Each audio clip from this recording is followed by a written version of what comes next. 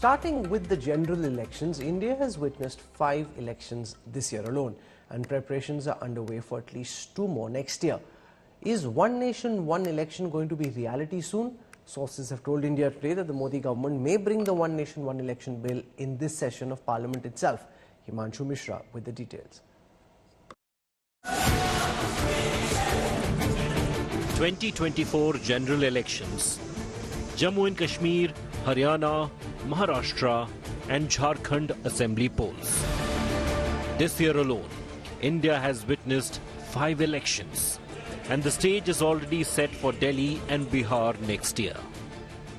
With non-stop polls, the Modi government is all set to push the one nation, one election bill.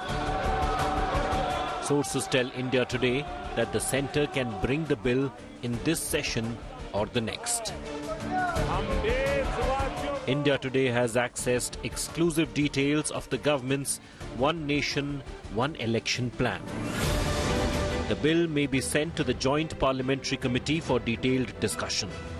Since the government wants consensus on the issue, sources say the centre is keen that there should be a detailed discussion with all stakeholders. And a JPC will hold talks with representatives of all political parties. Speakers of all state assemblies may also be called in. Apart from intellectuals, opinion of common citizens from across the country will also be taken. The Union Cabinet has already given a nod to the One Nation, One Election recommendations submitted by Ramnath Kovind-led panel. Prime Minister Modi too has been a vocal advocate of simultaneous polls, calling it an important step towards making India's democracy even more vibrant and participative.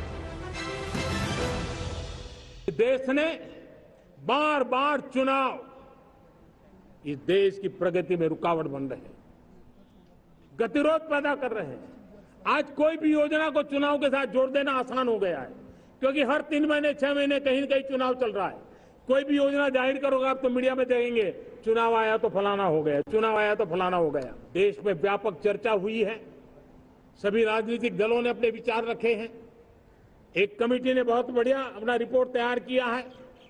One nation one election के लिए देश को आगे आना होगा। But can the government push through with this big electoral reform? The NDA needs 2/3 majority in the Rajya Sabha for the bill to become a reality, which for now looks like a challenge. With Himanshu Mishra in Delhi, Bureau Report, India Today.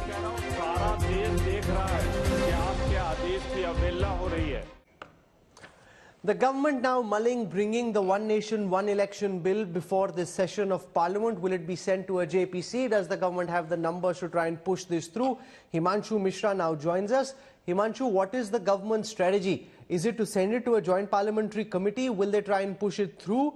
Do you think they have the numbers in the Lok Sabha and the Rajya Sabha and in the state assemblies, the majority which is required to be able to make this law? देखिए बिल्कुल राहुल, जो हमारी सूत्रों के हिसाब से हमको जानकारी मिली है उसमें इस सत्र में अगर सरकार बिल नहीं लेके आ पाती है तो अगले सत्र में जरूर इस बिल को लेकर आएगी, क्योंकि पूर्व राष्ट्रपति जो है रामनाथ कोविंद, उनकी अध्यक्षता में जो कमेटी बनी थी उसने अपनी रिपोर्ट जो है कैबिनेट को सौंप दी है और अब इसको लेकर बिल आना है। सरकार ये तय कर रही है कि इसी संसद के सत्र में लेकर आए या अगले संसद के सत्र में लेकर आए, लेकिन इतना जरूर है जब भी संसद के सत्र में ये बिल लाया जाएगा इसको ज्वाइंट पार्लियामेंट्री कमेटी के पास भेजा जाएगा, जिसमें और ज़्यादा गहन डिस्कशन हो जाए। कोई भी अपोजिशन पार्टी ये ना कहे कि अभी चर्चाएँ जो हैं वो पूरी नहीं हुई हैं और इस कमेटी की जो रिपोर्ट्स में फैक्ट एंड फाइंडिंग्स हैं, जो भी रिकमेंडेशंस हैं उस पर खुली चर्चा हो और ज्वाइंट पार्लियामेंट्री कमेटी में वो चर्चा हो जाएगी और उसके बाद ही जो है ये बिल पारित कराया जाएगा लोकसभा और राज्यसभा से। लेकिन इतना जरूर है सरकार इस बिल को जल्दी ही जो है वो संसद के अंदर लाना चाहती है, जिससे इस पर चर्चा भी हो जाए और 2029 के चुनाव से पहले